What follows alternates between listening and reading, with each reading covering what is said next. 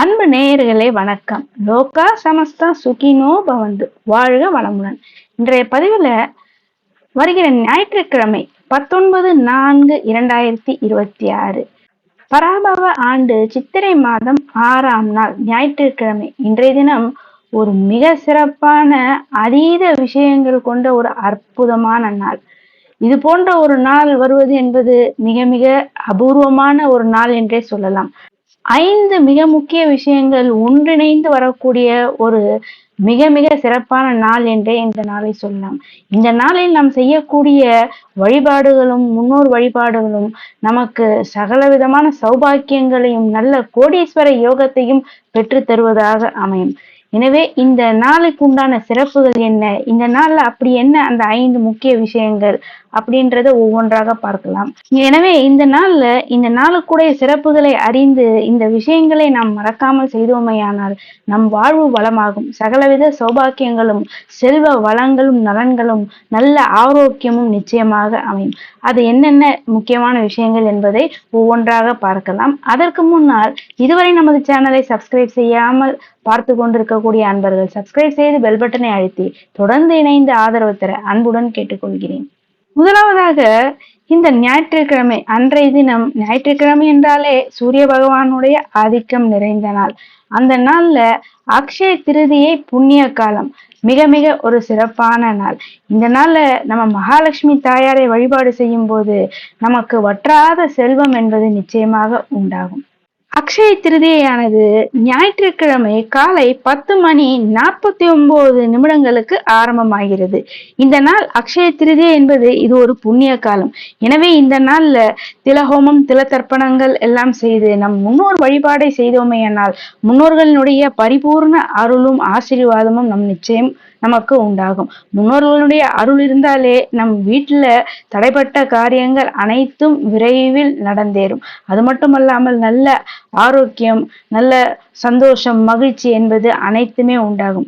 மேலும் இந்த நாள்ல நம்ம முக்கியமா செய்ய வேண்டியது தானம் தர்மம். இந்த நாள்ல செய்யக்கூடிய தான தர்மங்களுக்கு அதீத சிறப்பு உண்டு. என்னெல்லாம் தானம் செய்யலாம் அப்படின்னு பாத்தீங்கன்னா, இது கோடை காலத்தினுடைய அந்த உஷ்ணத்தில் இருக்கக்கூடிய இந்த நாள்ல ஏழைகளுக்கு நீர்மோர், விசிறி, காலனி, குடைகள் இது போன்றவற்றை உங்களால் என்ன முடிகிறதோ அதை நீங்கள் தானமாக செய்யலாம். மேலும் தயிர் சாதம், தானியங்கள், உங்களால் முடிந்த தானியங்களை தேவைப்படுபவர்களுக்கு இந்த நாள்ல நீங்கள் தானமாக வாங்கி தரும்போது பல கோடி புண்ணியத்தையும் 21 தலைமுறைக்கும் புண்ணியத்தை பெற்று தரக்கூடிய ஒரு அற்புதமான நாள். இந்த நாள்ல நீங்கள் செய்யக்கூடிய தான தர்மங்களுக்கு அதீத பலன் என்பது நிச்சயமாக உண்டு. மேலும் இந்த நாள்ல அக்ஷய திருதியை தங்கம் வாங்க வேண்டும் என்று சிலர் விரும்புவார்கள். தங்கம் வாங்க முடிந்தவர்கள் இந்த நாள்ல தங்கம் வாங்குவது, சேமிக்க துவங்குவது, இப்படி உங்களால் முடிந்த விஷயங்களை நீங்கள் தாராளமாக செய்யலாம். தங்கம் வாங்க முடியவில்லை என்பவர்கள் வீட்டிற்கு தேவையான பொருட்கள், அதாவது மகாலட்சுமியின் அம்சம் பொருந்திய கல்லுப்பு, மஞ்சள், தானியங்கள், பருப்பு வகைகள், பச்சரிசி, வெல்லம் இது போன்றவைகளை நீங்கள் தாராளமாக உங்கள் வீட்டுக்கு வாங்கி கொண்டு வந்து வைக்கும் போது அது மகாலட்சுமியினுடைய அம்சம் பொருந்தியதாக இருப்பதனால் அந்த மகாலட்சுமியினுடைய பரிபூர்ண அருள் என்பது நிச்சயமாக உண்டாகும். மேலும் மிக முக்கியமாக இந்த அக்ஷய திருதி நன்னாள்ல உங்களால் முடிந்த செடிகள், அந்த செடிகளை நீங்கள் வீட்டில் புதிதாக நீங்கள் வளர்க்க ஆரம்பிக்கும் போது அது உங்களுக்கு மிகப்பெரிய பாக்கியத்தையும் மகாலட்சுமியினுடைய பரிபூர்ண அருளையும் நிச்சயம் பெற்று தருவதாக அமையும். எனவே இன்றைய நாள்ல நீங்கள் அருகில் உள்ள பெருமாள் ஆலயங்களுக்கோ அல்லது லட்சுமி நாராயணர் இருக்கக்கூடிய ஆலயங்களுக்கு சென்று ஒரு நெய் தீபம் ஏற்றி வழிபாடு செய்வது மிக மிக சிறப்பு. இது எல்லாவற்றையும் விட மிக மிக முக்கியமானது. இன்றைய நாள்ல அக்ஷய திருதியை நாள்ல தங்கம் வாங்குவதை விட மிக முக்கியமானது முன்னோர் வழிபாடு. அந்த முன்னோர்களுக்கு எள்ளும் நீரும் நிறைத்து நீங்கள் வழிபாடு செய்வதனால் கோடி புண்ணியத்தை உங்களுக்கு பெற்று தருவதாக அமையும். முன்னோர்கள் மனம் குளிர்ந்து அவர்கள் உங்களுக்கு தரக்கூடிய அந்த ஆசீர்வாதத்தால் உங்கள் வீட்டில் நல்ல செல்வ வளம், அந்த செல்வ வளமானது நிலைத்து நீடித்து இருக்கக்கூடியதாக அமையும். அடுத்து இரண்டாவதாக இன்றைய நாளுக்கு உண்டான சிறப்பு என்னவென்றால், இன்றைய தினம் பலராமர் ஜெயந்தி. பலராமரை இன்றைய தினம் நீங்கள் மனதார பிரார்த்தனை செய்து அருகில் உள்ள பெருமாள் ஆலயங்களுக்கு சென்று விஷ்ணு பகவானை பலராமராக பாவித்து நீங்கள் வழிபாடு செய்வதனால உங்களுக்கு நல்ல மன வலிமையும் உடல் வலிமையும் உண்டாகும். அடுத்ததாக இன்றைய நாளுக்கு உண்டான சிறப்பு என்னவென்றால் ராஜமாதங்கி ஜெயந்தி. பெருமாளுக்கு எப்படி அந்த 10 அவதாரம் தசாவதாரமோ அதே போல ராஜமாதங்கிக்கும் 10 அவதாரம், அதில் ஒரு அவதாரம் தான் ராஜமாதங்கி.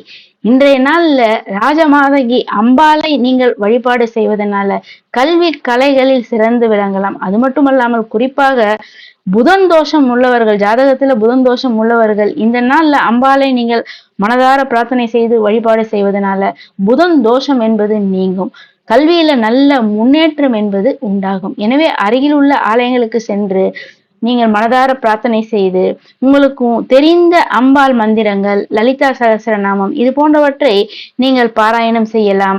மிக முக்கியமாக அபிராமி அந்தாதி உங்களுக்கு தெரிந்தால் அதை நீங்கள் சொல்லலாம், அல்லது ஒலிக்க செய்து கேட்பதே உங்களுக்கு கோடி புண்ணியத்தை தரக்கூடியதாக அமையும். உங்களுடைய குழந்தைகள் கல்வியில மிக சிறந்து விளங்குவதற்கு இந்த நாள்ல மறக்காமல் அம்பாள் வழிபாடு, ராஜமாதங்கியை வழிபாடு செய்ய மறவாதீர். அடுத்ததாக இன்றைய தினத்திற்கு உண்டான மிக முக்கியமான அந்த சிறப்பு என்னவென்றால் கிருத்திகை விரதம். இந்த பராபவ ஆண்டு சித்திரை மாதத்தினுடைய முதல் கிருத்திகை விரதம். இன்றைய தினம் முருகன் வழிபாடு உங்கள் வாழ்வில் சகல விதமான முன்னேற்றங்களையும் உங்களுக்கு தருவதாக அமையும். இன்றைய தினம் உங்கள் இல்லங்களிலோ அல்லது அருகிலுள்ள முருகன் ஆலயங்களுக்கு சென்று நீங்கள் முருகப்பெருமானை வழிபாடு செய்து கிருத்திகை விரதம் அனுஷ்டித்து மாலையில கிருத்திகை நட்சத்திரம் வானில் தோன்றும் அந்த கிருத்திகை நட்சத்திரத்தை தரிசனம் செய்து 6 சுமங்கலி பெண்களுக்கு இன்றைய தினம் உங்கள் வீட்டிற்கு வரவழைத்து அவர்களுக்கு மங்கள பொருட்களை தருவதனால உங்களுக்கு ஜாதகத்துல இந்த செவ்வாய் தோஷம், எப்பேற்பட்ட கடுமையான செவ்வாய் தோஷம் இருந்தாலும் அது அனைத்தும் நீங்கும்.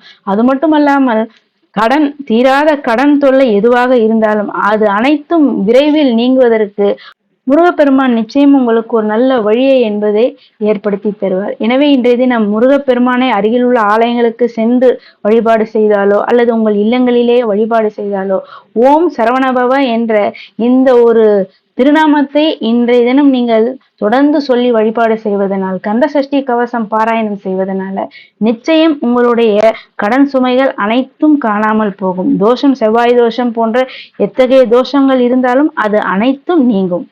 5வதாக இன்றைய நாளினுடைய மிக மிக ஒரு முக்கியமான சிறப்பு என்னவென்றால் கிருத யுகாதி, யுகங்களின் தொடக்கம். அதாவது சத்தியயுகம், முதல் யுகம், அந்த கிருத யுகம் தோன்றிய நாளும் இந்த நன்னாளில்தான். எனவே இந்த நாள்ல அதிகாலையில நீங்கள் நீராடி நித்திய அனுஷ்டானங்களை எல்லாம் முடித்து கொண்டு முன்னோர்களை மறவாமல் இந்த நாள்ல நீங்கள் வழிபாடு செய்து அவர்களுக்கு, அதாவது முன்னோர்களை நினைத்து நீங்கள் வஸ்திர தானம் இன்றைய நாள்ல நீங்கள் செய்யும் போது அது உங்களுடைய வம்சத்தையே தழைக்க செய்யும்.